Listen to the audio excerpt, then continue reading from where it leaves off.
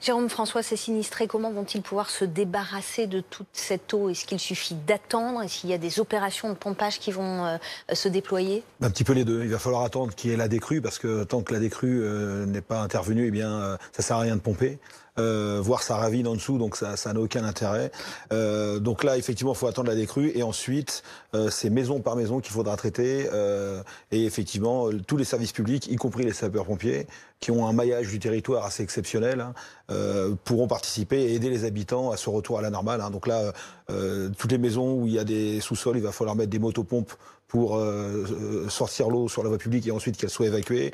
Il va falloir des gros moyens de pompage. Il y a des moyens nationaux qui sont arrivés en renfort avec des grosses pompes alors c'est 5400 mètres cubes heure. Ça veut dire c'est l'équivalent de 8 baignoires à la seconde. Donc vous voyez, c'est vraiment des moyens très très importants pour vider là par contre des cuvettes, des choses comme ça, de façon à toujours ce retour à la normale. Donc là, le travail des sapeurs-pompiers dans les jours qui viennent, ça va être d'assister la population pour vider les caves, les parkings souterrains. Le retour à la normale, il va prendre combien de temps? Ça se compte en jours, en semaines, en mois?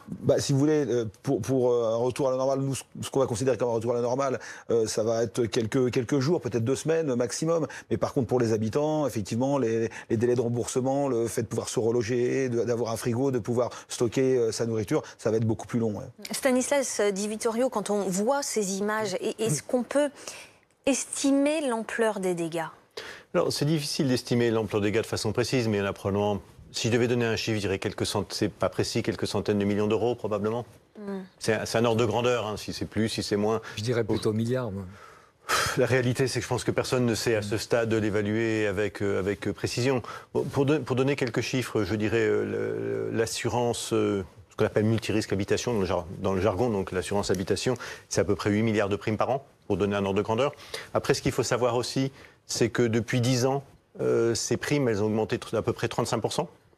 Alors pourquoi 35%? Parce qu'il y a plus de dégâts d'année en année. Plus de dégâts notamment, mais pas seulement à cause, je dirais, des phénomènes extrêmes, ce qu'on appelle les catastrophes naturelles, en tout cas des phénomènes extrêmes, qui font de plus en plus de dégâts pour plusieurs raisons. L'une des raisons, c'est probablement qu'on a construit, notamment en termes d'inondation, là où on n'aurait pas dû construire, mais aussi avec des phénomènes météorologiques qui sont plus extrêmes qu'ils ne l'étaient.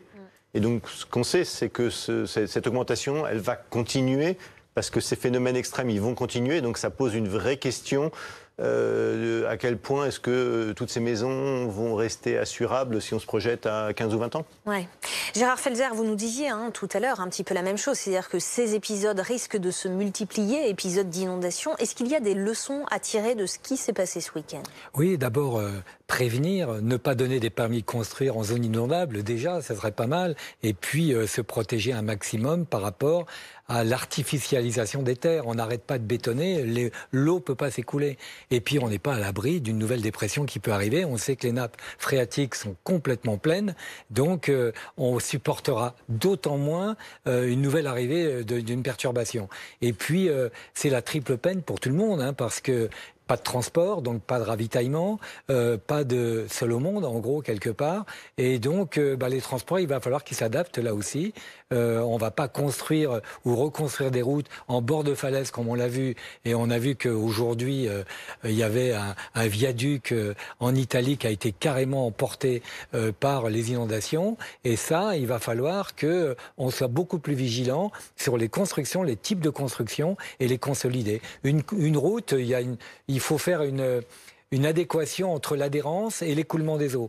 Eh bien, c'est de la technique. Il y a 5 couches. Il va falloir s'adapter au milieu et au milieu naturel. Là, c'est pas partout la même chose.